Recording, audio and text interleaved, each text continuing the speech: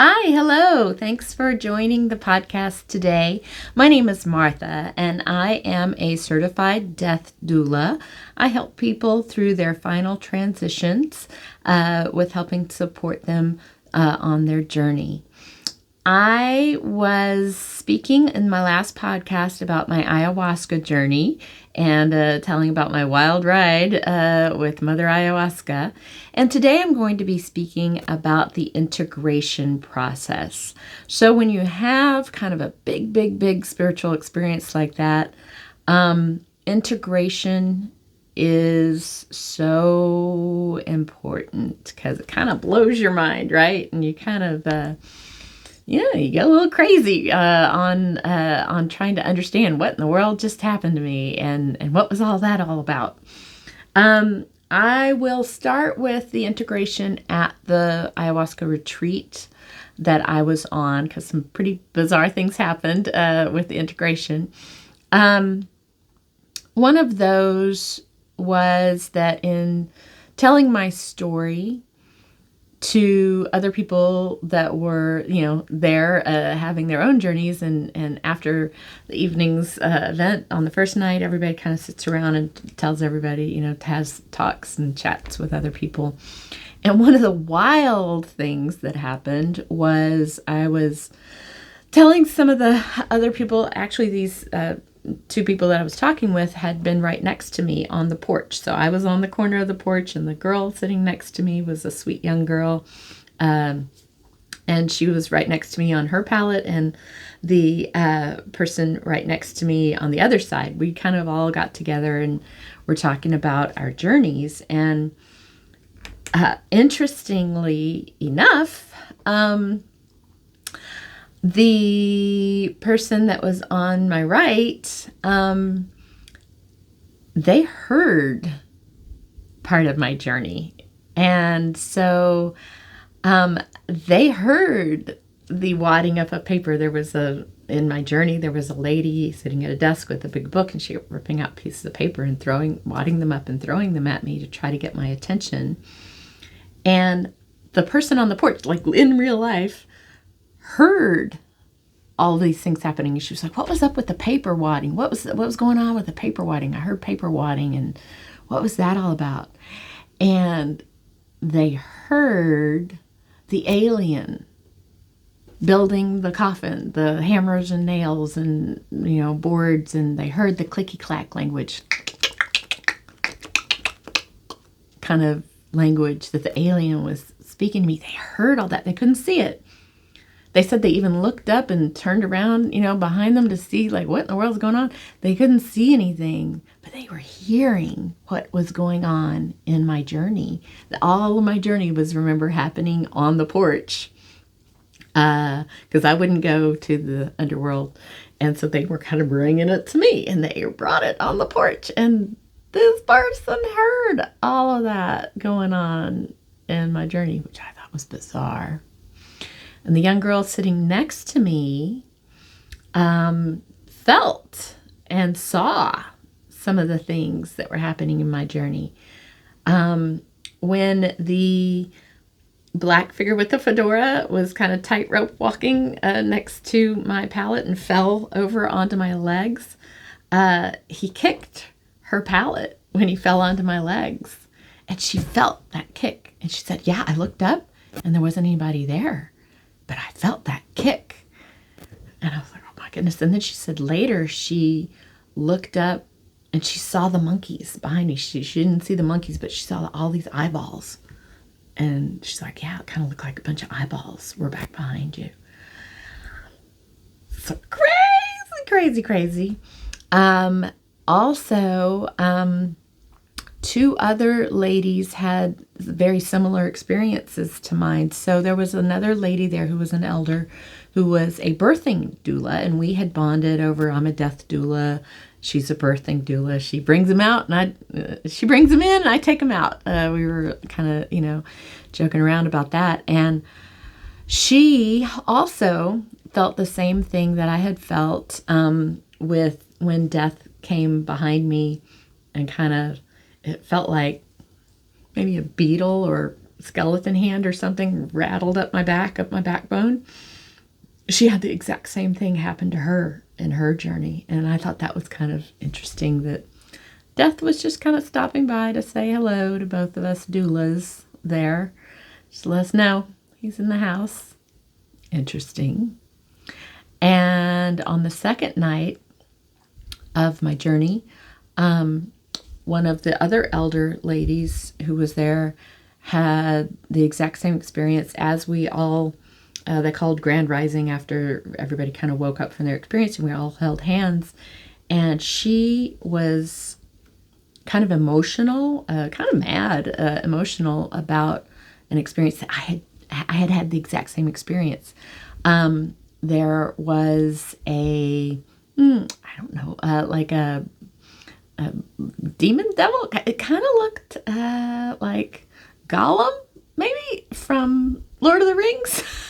Like this little naked alien looking figure. It came and sat on my chest, and he was like, wow, wow, wow, kind of like remind me of Flea playing the bass from wow,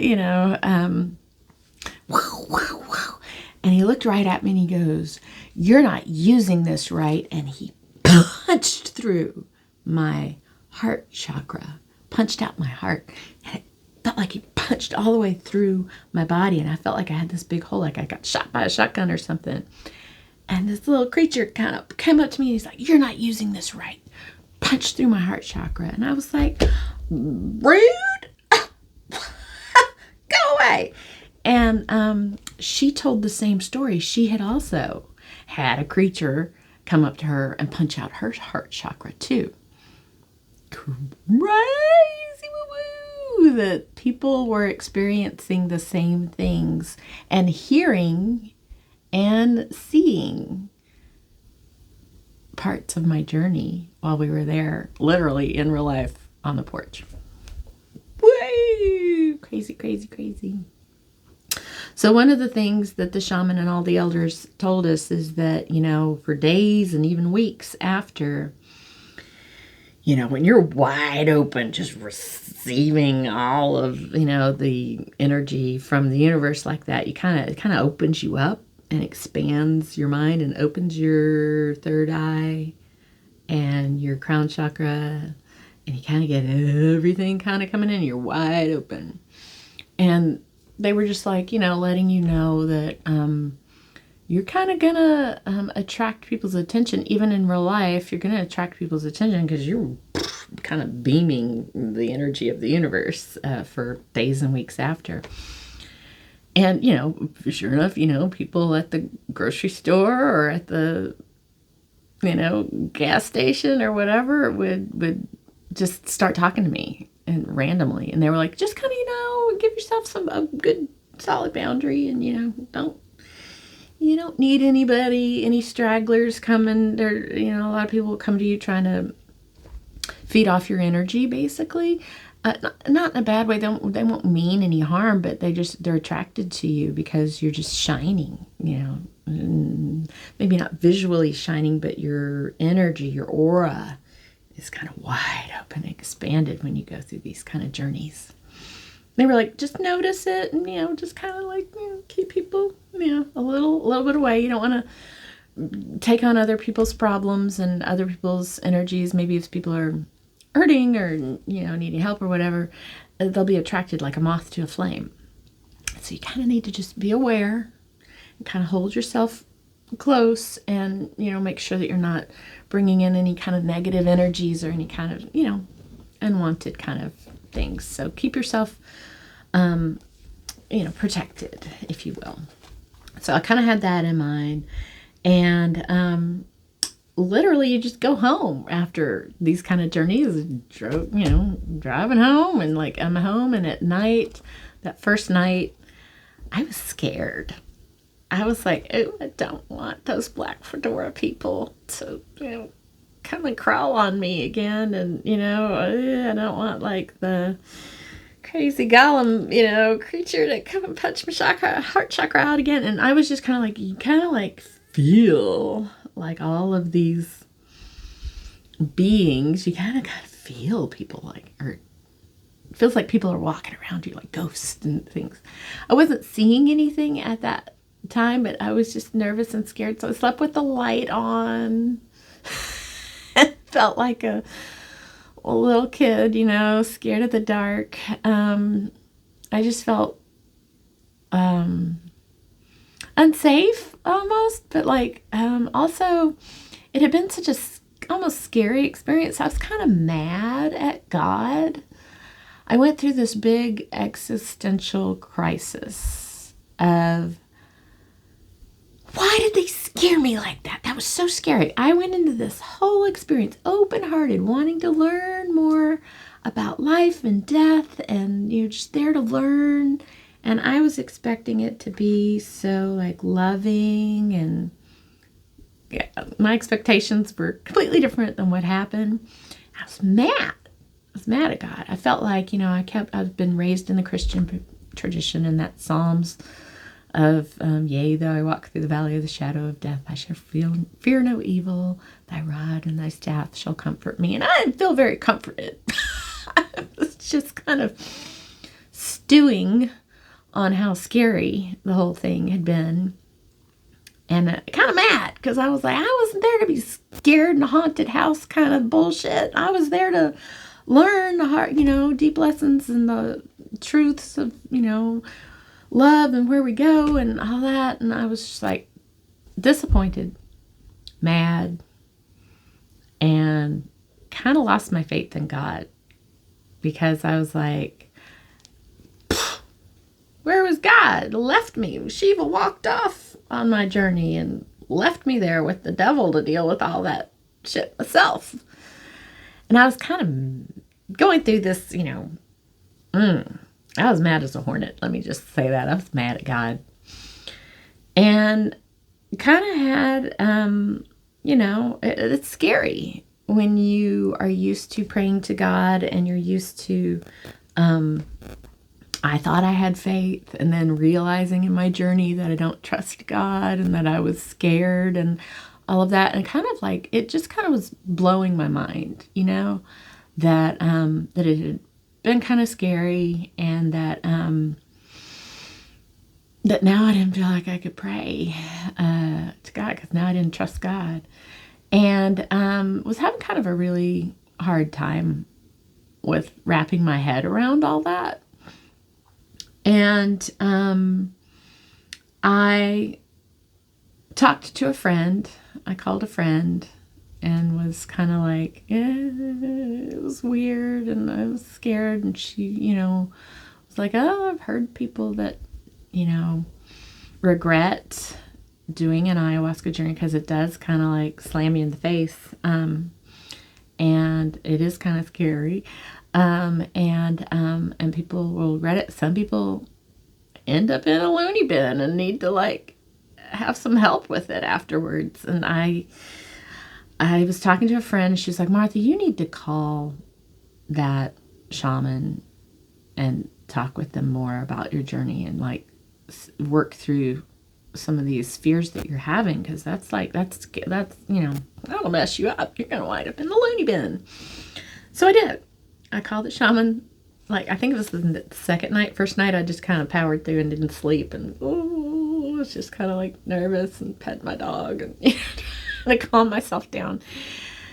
Because your nervous system, it kind of like gets us out your nervous system. And I couldn't sleep. So the second night, I called the shaman. It was like 10:30, 11 o'clock at night. And she had told me, you can call anytime. Integration is so important. Call if you're having trouble or whatever. So I called her at night. She took my call. Thank goodness she took my call. And she really helped me calm down. So as I was kind of, you know, venting my disgruntled attitude of being left there with all those scary things, and she walked off and left me, and I was so mad about that. She's like, Martha, that's victim mentality, and you are not a victim, and you had the courage to not just do this experience. You were called and led to do this experience. You went, you did it. You didn't just do it one night. You came back and did it the second night. You went back in. Some people freaked out and didn't do it the second night. She's like, you knew what you needed to do, and you trusted the experience enough to go back in and do it a second night. You are not a victim. Don't let yourself fall into that victim mentality. You're a very powerful being. We all are. And Spirit knows this, and that's why they were trusting you with such a hard journey. And she really helped me. She went through my, she called it my star chart, my natal astrological reading, which is bizarre. I'm going to have a whole other podcast on that because most of my planets are all in the 12th house, which is the house of spirituality and all of the mysteries and mystical, things in life, which is bizarre that, most of my planets are in that house and in the 11th and 12th house. So I'm highly geared to this death doula, kind of thing. And so we were kind of amazed looking at my star chart, my natal reading. And that kind of calmed me down. And she was like, Martha, you have nothing to fear. This is why you're here. You're here to do this work. Obviously, you were born under these signs. This is what you're meant to do. This is what your calling is. You know this. You were led on this path. You need to buckle up and, get your mind right. So after talking with her, I kind of calmed down and, found my power again a little bit, and still kind of mad though that they had done all these scary things with me. I was still kind of pissed off, I went in this trying to learn about love and the beauty of life through, death experience, and here I was getting all scared and mad. So that next week I had a lot of, I'm going to call them lucid dreams.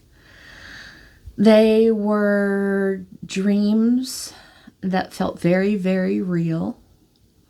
They were dreams, that happened normally at night or in the morning, and it felt real.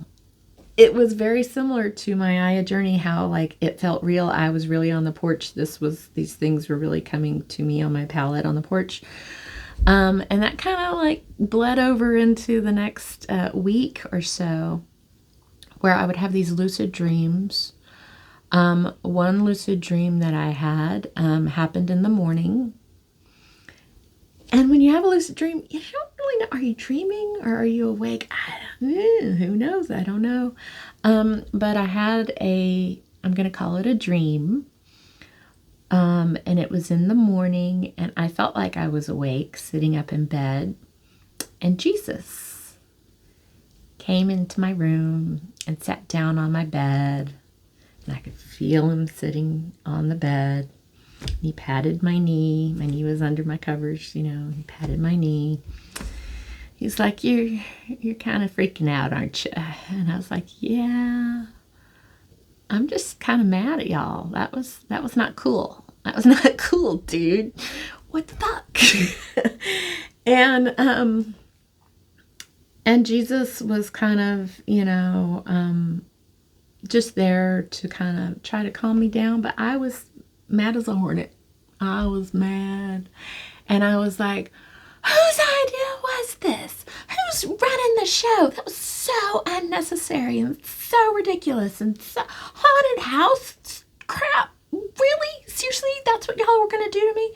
He was like, well, that was kind of Shiva's, plan. Shiva's, the one that kind of ran your journey. And he thought you're ready to, get thrown in the deep end. And I was mad, and I was like, pulled a full Karen on Jesus. And I was like, I want to talk to the manager. You get Shiva here right now. That was so absolutely unnecessary. And I was just acting a fool. Well, Shiva came. and came into my bedroom, same thing like Jesus had done. Oh, wait, before I get through on the Jesus talk. So Jesus was sitting there trying to calm me down. I was having an irate, moment of completely being very mad.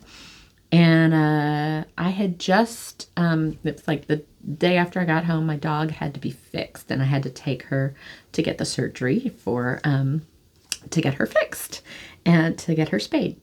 And she was sitting right next to my bed, and you could see her little scar, she's wearing the cone of shame. And she's an older dog. I rescued her late in life. And she was kind of sitting there, and her stitches, were kind of out. And I said, hey, just wait, while you're here, sorry I yelled at you, but while you're here, can you heal my dog? Because my dog is older, and she just had the surgery, and I'm worried about her, recovering. And Jesus was like, you can do it. I was like, I don't know how. He's like, yes, you do. You can do it. You pass the energy to all the beings between you and your dog, and they pass the energy to heal her. And I was like, I don't know how. He's like, yes, you do. And so I looked at my dog, and I just felt overwhelming love for her. And it was kind of like from my heart. I just sent her love. And in my lucid dream, between me and my dog, all of these lovely, they were kind of like ghost kind of beings. Like we're right there taking the energy from my heart and kind of passing it on to my dog. And it felt like a beam of light was coming from my heart directly to my dog's scar, her, stitches. And it felt like I was sending her healing light. And sure enough, right after, it felt like I was awake already, because I don't remember waking up and getting up, but I got up out of bed, and I looked and I checked on Maggie. Maggie's my dog. And I looked at her stitches, and the incision that had been red and inflamed, she just had the surgery the day before, it was healed over. All you could see were the black stitches. There was no scar or any evidence of an incision. I think I healed my dog, which is crazy. I know this all sounds so crazy and so bizarre, but these are my experiences, so I'm just telling you how it is. And that happened in real life. I wasn't dreaming at that point. That was like me awake in the daytime, checking on my dog, and her scar was healed. Crazy. I actually had to take her to the vet 2 weeks later, because the stitches are supposed to dissolve as the wound heals, and because I had healed her wound, her stitches never dissolved, and they had to actually remove the stitches. And the doctor was like, wow, this really healed up nicely. You can barely even see. I can't even tell that there was a scar there. And I was just, oh, really? Or you can't say, I healed my dog. No, people are going to look at you all crazy. So that happened. So the next morning, I yelled at Jesus and was like, you need to send Shiva down here. I got a few things to say. So happens to be the next morning. These things seem to happen in the morning. Next morning, again, I'm lying in bed. I think I was writing in my journal. I was actually really awake. I was writing in my journal. Shiva comes in my room, sits on my bed,